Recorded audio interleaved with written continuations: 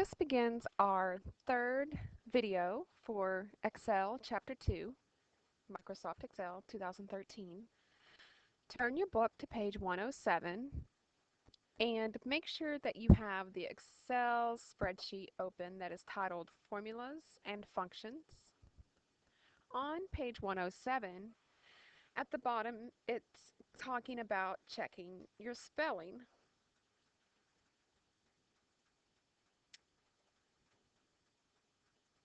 Does the spell checker catch all spelling mistakes? No, it is not infallible. You should always proofread and be mindful of misused words such as its, through and though, and to and to. Nothing undermines a good impression more than a professional looking report with misspelled words. On the next slide is a poem that greatly emphasizes the need to not completely rely upon the spell checker. This poem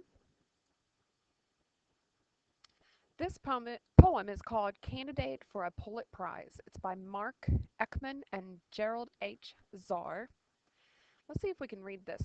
I'll start reading it and then I'll let you pause it so that you can read the rest of it. It says, I have a spelling checker. It came with my PC. It plainly marks for my review mistakes I cannot see. I ran this poem through it. You're sure real glad to know. It's very polished in its way. My checker told me so. Okay, I'll let you go ahead and read the rest of it. So just pause your screen.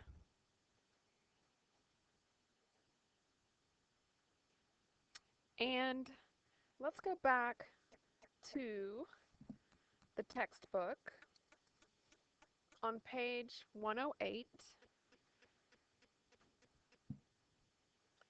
It's good to know how to check the spelling, but you don't want to completely rely upon it because you may have a word that is spelled correctly, but it's not used in the right context. So, with that said, it's still good to know how to check spelling in a worksheet. On page 108, number 1, click cell A3 and then type employee wrong. So the textbook tells us to spell it E-M-P-O-L-Y-E-E. So employee. Now select cell A2 so that spell checker begins checking at the selected cell. Now we're going to click review on the ribbon to display the review tab. And after you click on the review tab, go to the left hand side and we're going to click on spelling. Now click the change button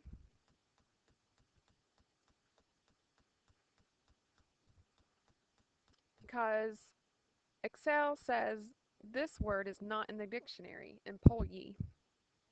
And it shouldn't be because it's not one of our English words. So it suggests that you can either do employee or employees. And we only want employee. And so then we're going to come over here and click change. And as you can see over here, Excel changed that for us.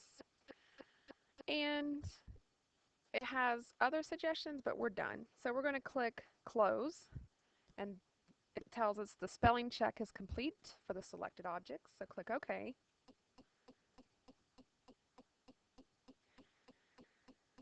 Now display the Home tab, and now click Save. Turn to page 109 in your textbook. On page 109, you can see additional spell checker considerations. Just pause the video to read through those. And now turn to page 110.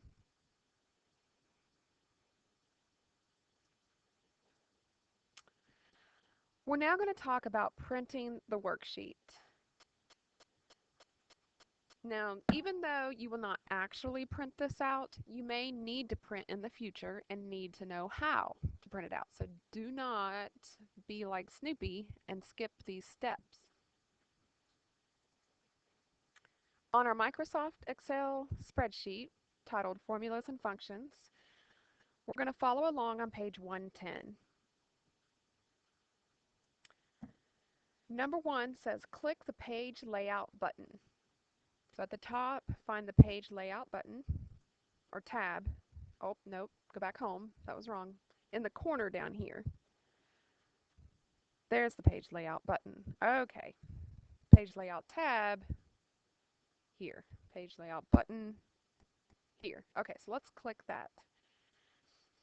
Now turn to page 111. Number 2 says display the page layout tab. And so now we go to the very top and click on page layout tab. Now click the adjust margins button, and it's in our page setup group.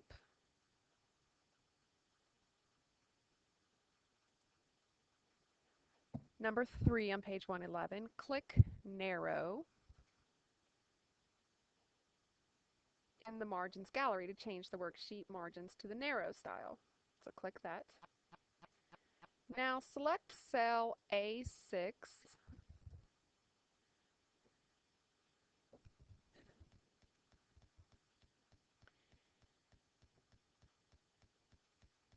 and now where it has, hold on. Okay, sorry about that. Now what we're going to do is you're going to double click here to add the header and type your name. The book says to type John Simon, and you need to type your name. Oops, why is it doing that? Hold on, stop for a minute. Okay, I found out what I did wrong. I was double clicking right here, but you only need to click once to click inside the header, to add a header. So again, I want you to type your name. In the book it says John Simon, but I want you to put your first and last name. Then press the enter key and type Chief Financial Officer, and now click Save.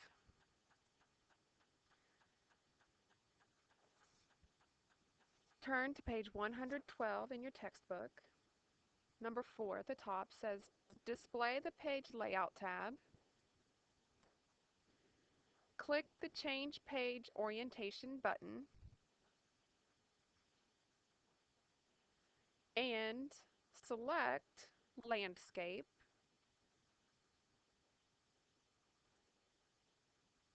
Now turn to page 113.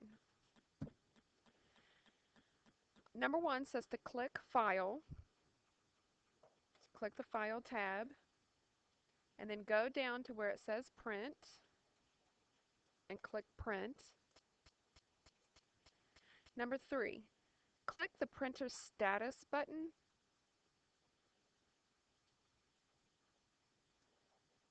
and at this time you may have different options than I, but you'll select the one that you would be printing to and then you'll click on Print. Now turn to page 114. We will now learn how to print a section of the worksheet.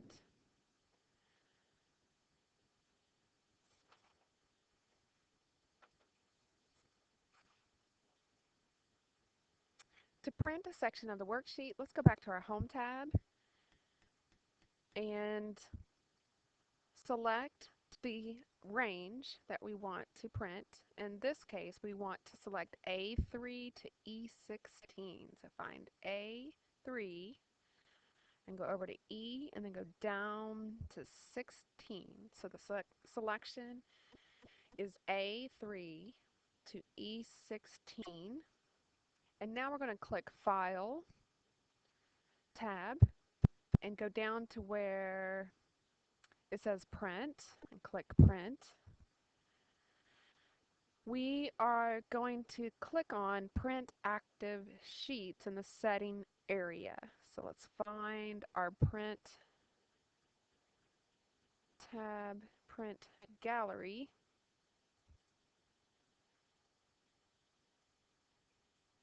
and select Print Active Sheets and click that. Now we are going to click on Print Selection, and we don't want to print our active sheets, so click that again and come down to where it says Print Selection. So we're only going to print what we selected, that range of A3 to E16. So click Print Selection, and it shows us a preview of what will be printed out if we were actually going to print. So let's click the normal button, or I'm sorry, click the print button. So you would click print. It says now printing, and this document was sent to the printer. Now click the normal button on the status bar to review to normal view. So at the bottom right hand corner, you will select normal. And now click cell A18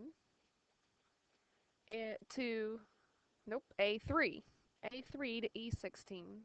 A3 to E16, which is what we already, oh, it says to deselect the range by clicking A18. Okay. All right, everybody click save. Now, page 115 in your textbook, it talks about displaying the printing and printing the formulas version of the worksheet. So we've entered formulas to find out what the gross pay is, our state tax, and our net pay. On page 116, it says to press Control plus the accent mark on your keyboard. And when you do that, it's going to display the worksheet with formulas. And our formulas will be in this area. So, on your keyboard, Control and accent.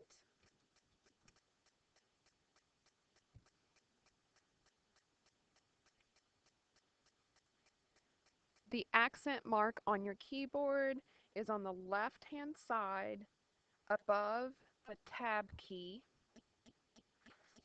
And when you do, you see that in E4 is the formula that we entered, equals C4 times D4. And then when we copied that formula down, Excel went ahead and said, okay, we'll take C5 by D5, C6 by D6, C7 by D7, etc.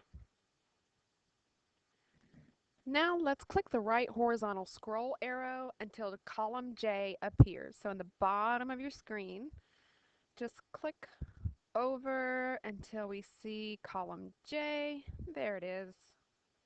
Number 2 on page 116, click the Page Setup dialog box launcher. And to do that, we will go to the Page Layout tab, and then this is our Page Setup group. This will launch our dialog box, so click on that and a pop-up box will appear.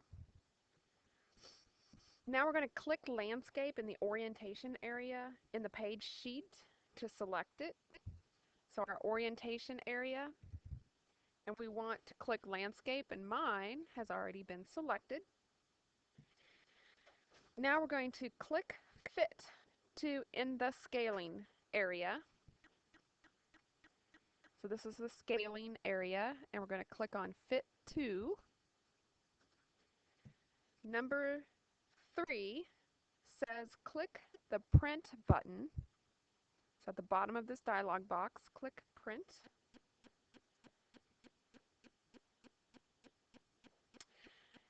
In the Backstage view, select the Print Active Sheets option.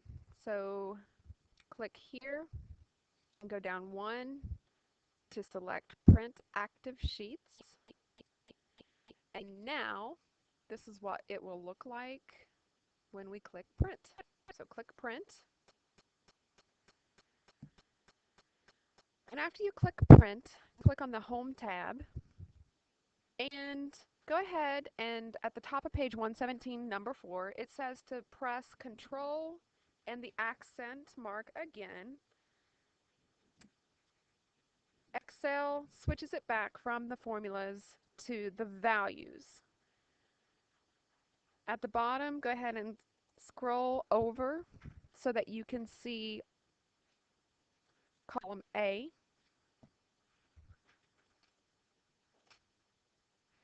Our next step is to change the print scaling option back to 100%. Number 1 on page 117 says to display the page layout tab. Then click the Page Setup dialog box launcher.